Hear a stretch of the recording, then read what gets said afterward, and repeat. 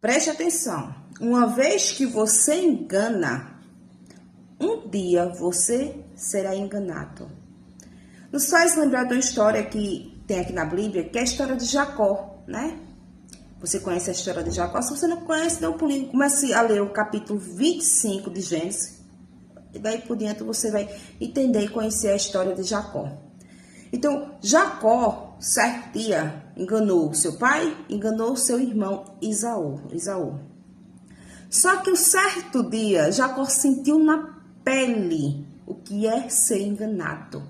Bora entender um pouquinho dessa história na palavra de hoje, que vai ser Gênesis capítulo 29. Preste atenção. Não faça aquilo na qual você não gostaria de receber.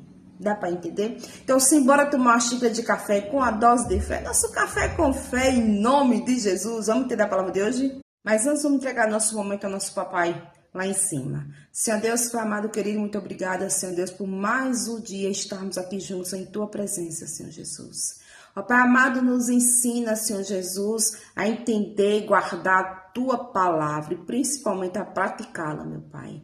Ó Deus amado, que vidas possam ser tocadas e alcançadas através da Tua palavra, Senhor Jesus. Nos ensina, Senhor Jesus, a entender que tudo que a gente planta, um dia nós colheremos. E é assim que eu te peço e te agradeço, em nome de Jesus, se faz presente neste momento, em nome de Jesus. Amém e amém. Entenda, tudo que um dia a gente planta, um dia a gente colhe, né?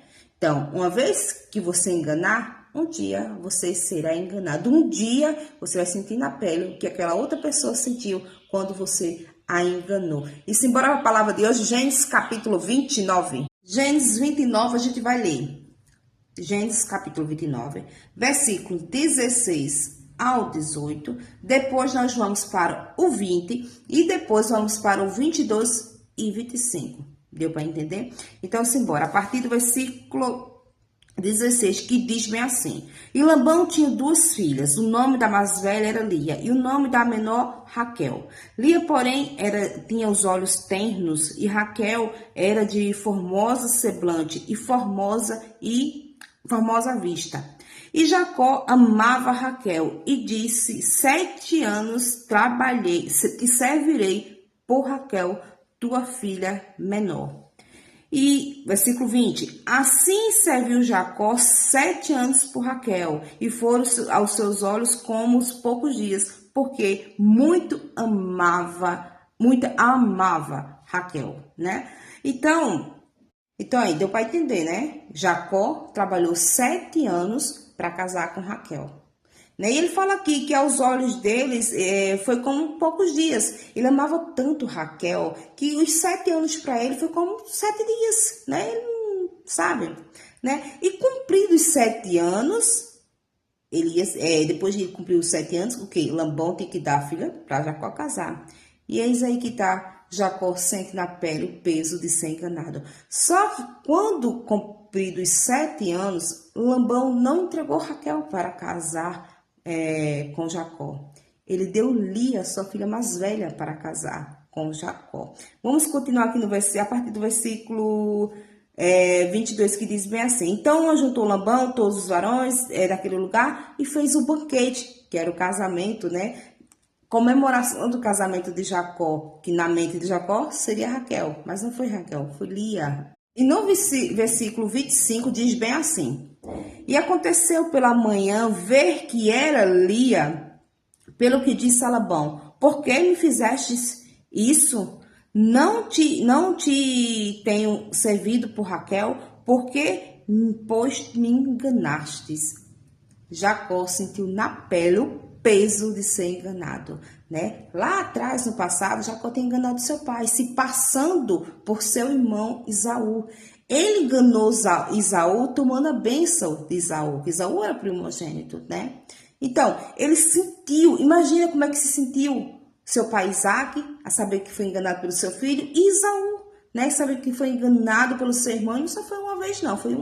Teve outro episódio também que Jacó chegou a enganar Esaú, ali no caso da primogenitura, né? Então, imagina como é que se sentiu Esaú naquele momento. Então, foi a vez de Jacó. Jacó sentiu na pele o que era ser enganado, né? Eu creio assim que Jacó, poxa, trabalhei 7 anos por amor a Raquel, e quando chega o dia do casamento, eis que é Lia, né? Então Labão explica a Jacó, ó, aqui no nosso povo, no nosso lugar, não se casa a menor antes da mais velha.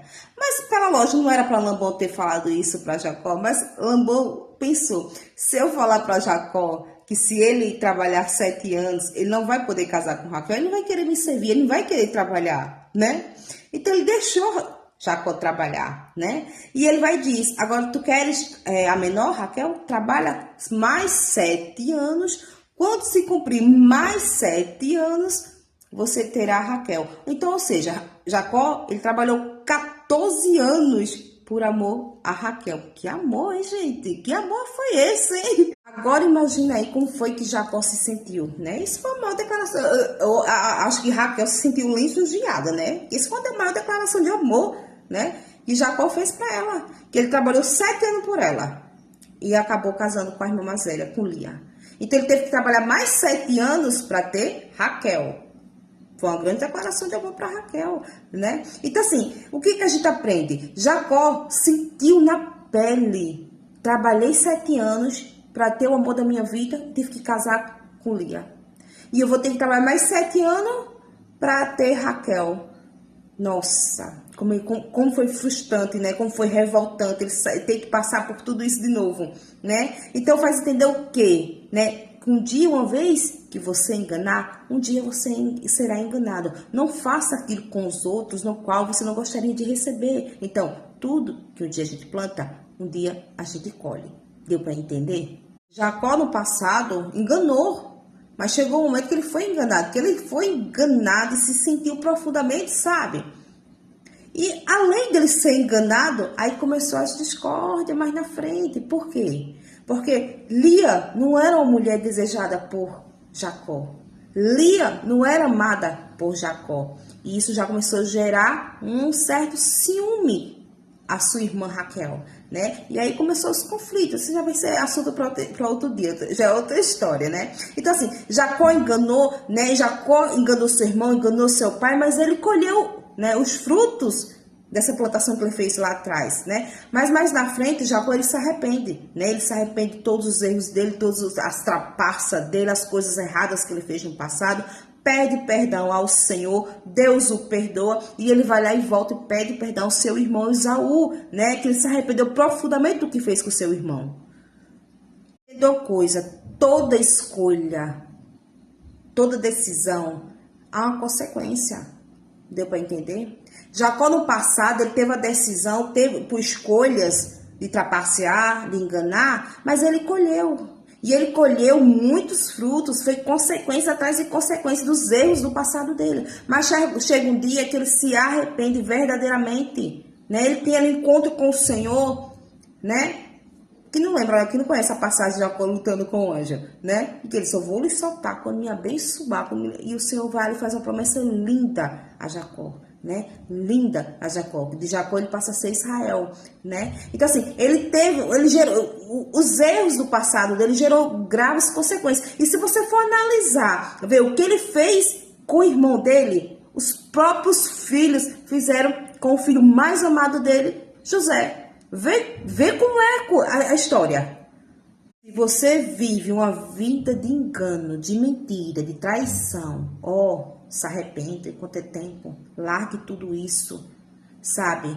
Não faça isso com as pessoas na qual um dia você vai sentir na pele o peso do engano, da mentira, das traições. Se arrependa e não peque mais, não faça mais. Jacó, ele fez tudo isso, ele se arrependeu, Deus o perdoou, Deus fez uma promessa linda sobre a descendência dele. Mas isso não quer dizer que Jacó ficou isento das consequências, não. Ele tinha que ajustar as contas dele com o Senhor, assim somos nós. Deus vai te perdoar e não vai lembrar mais do seu erro, do seu pecado.